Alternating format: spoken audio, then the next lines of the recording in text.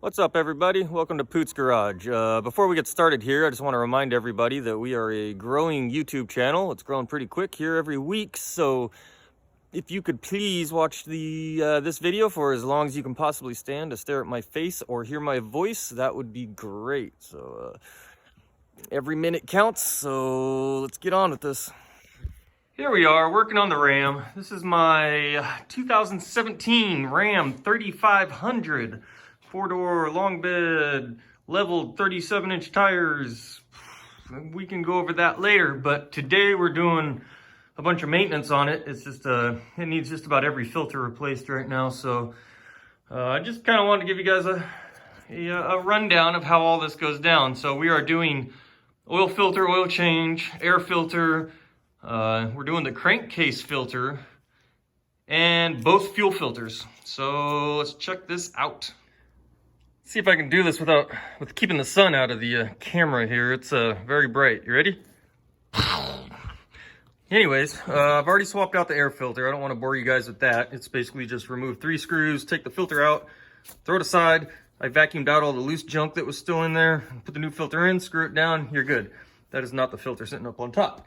The filter is that one. That's the old one. That thing was nasty. So I have seen worse. You can still see some separation between the pleats, so it's not completely clogged up. But no, that's pretty bad. This truck has 70,000 miles. I think this is the second filter I've put on it. So that filter probably had, I don't know, 30,000 miles on it, I'm guessing. I mean, yeah, diesels breathe a lot of air, so I probably should be a little bit more on top of it, but whatever, we're doing all right. So next I am doing the crankcase filter. In case most people don't even know you have to change this thing. Your maintenance light will come on about 60, I forget what it is, it's like 67,500 or 64,000 or something like that on the dot every time. And there's a filter underneath this top cover on top of the valve cover. And what that looks like is this.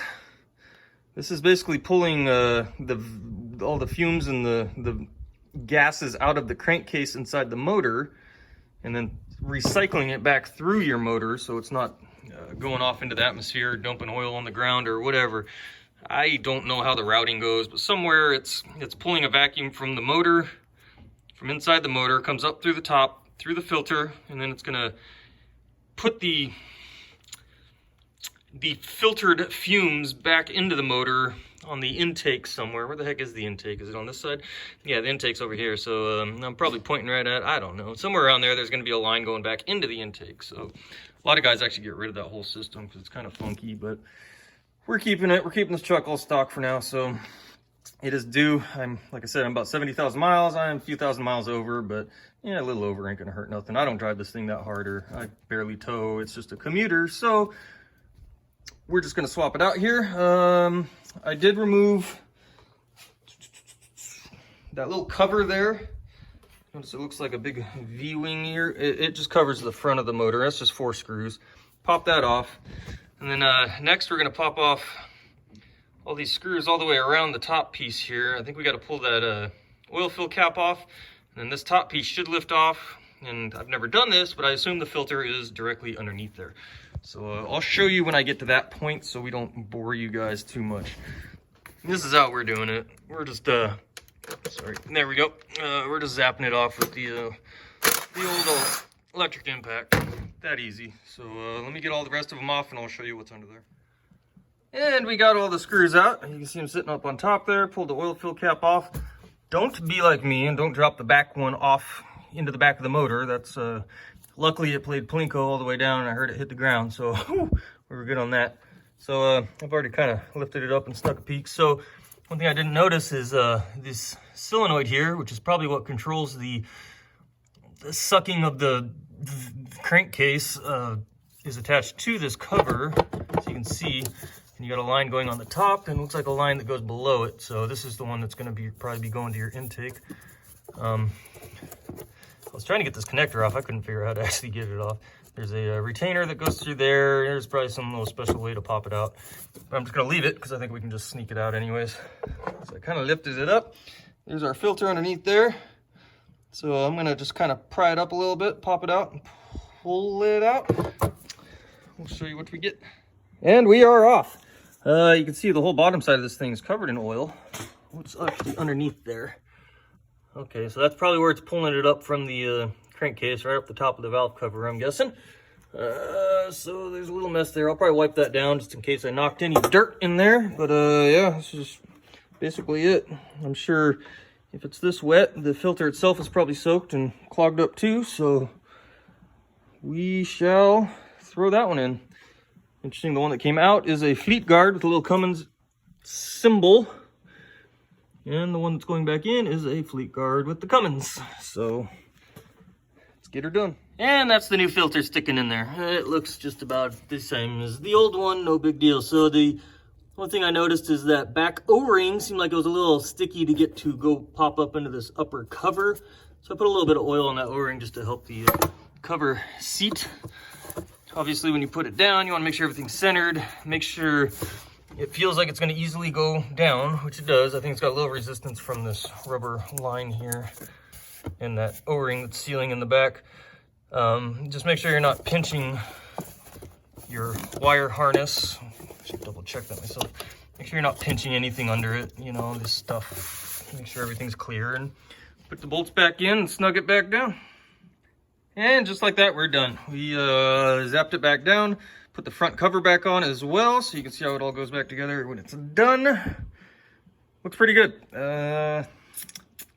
Yep, everything was torqued to precise manufacturer specifications. Remember that. Yeah, so next I got the oil already draining. I'm just letting it drain while I replace these. So next I got to pop off the oil filter. I don't think you guys really need to see that. And I will start working on the fuel filters, which I'll show you those just because they're kind of a tight setup and maybe somebody needs some help on how to get them out a little easier. I think I can do it pretty good. So let's check it out. Quick note on the oil change. I know I said I wasn't going to bore you with the oil change, but I remembered the oil filter sucks on these things. I forgot about that. So you have to go through the wheel well. And look through that hole. You see that shiny oil filter? That's the new one I got in there. That hole that they offer you there, it's big enough to get your hand in and twist the filter off. But it's not big enough to get that filter through. So you literally have to force it through there because the hole is just a hair smaller than the filter. So you kind of have to bend all those lines out as you pull that filter through there. It's just a nightmare. Maybe somebody else knows a better exit path for that filter, but whew, I'm kind of out of breath now. You can't really get to it from underneath because all the cross members and the front axle and the suspension, everything's all in the way. But we got it out, and it sucks. Luckily, I didn't put it on too tight last time I did it, so I was able to get it off by hand. If not, I would have used one of these band wrenches. I love these things. I've been using these things for years. This one's probably changed 1,000 oil filters, you know, in its lifetime. They work great. Oh, whoops. Don't break that. Yeah, but we got it in there, and I'll probably update you next on the fuel filters. Next, we're working on the fuel filters here. So, the first filter I do, doesn't matter which one you do first or not. So, I'm gonna turn the light on. Down there, see that hex head on top, and it's on a cap. So you gotta put a socket on there and unscrew that cap, and there's a cartridge in there, and that's your fuel filter in there. I just use a large ratchet with a 1 1/8 6-point socket. Like these 6-point grabs on there more. That cap is plastic, so be careful. Don't wrench on it too hard, and don't put it on back too tight. Yeah. And also don't put your tools on top of the battery because you're just asking to arc across the terminals.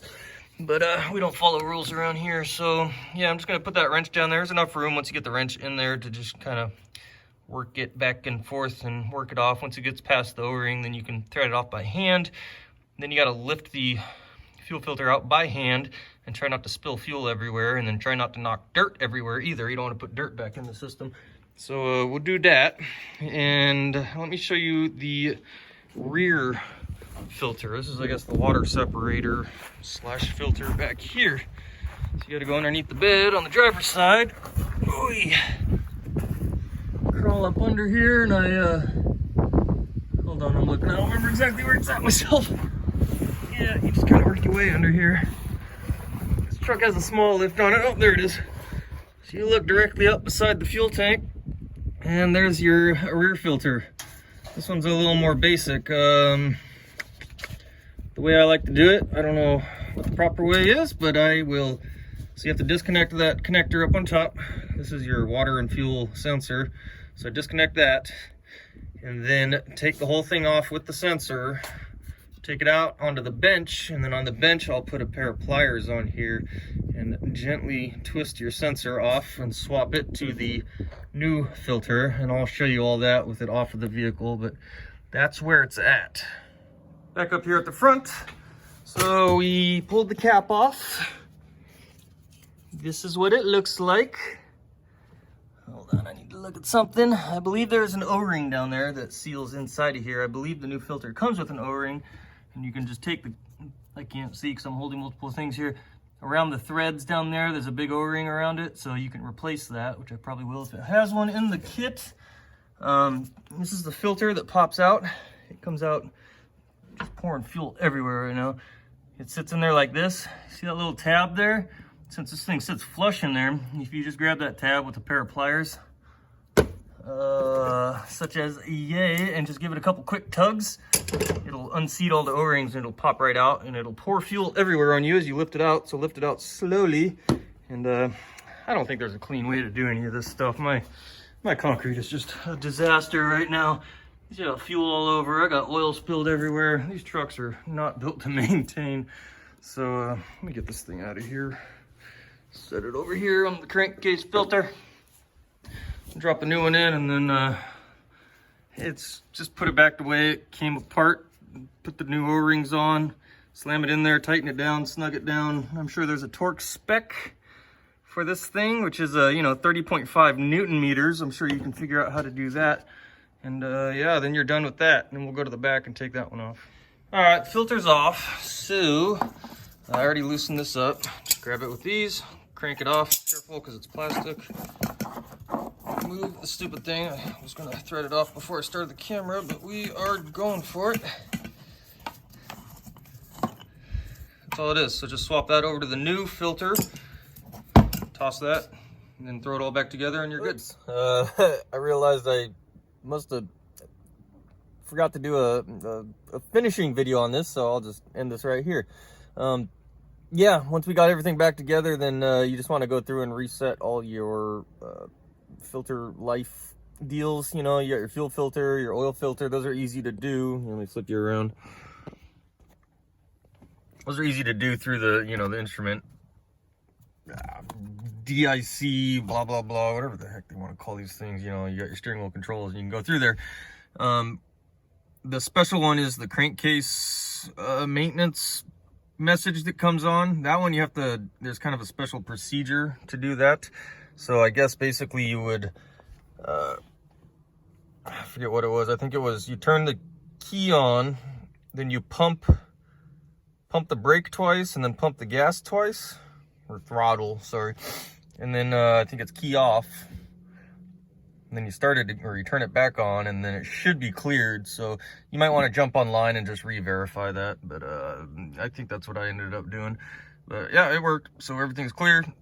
All my fuel filter and oil change life has been reset, and we are basically done.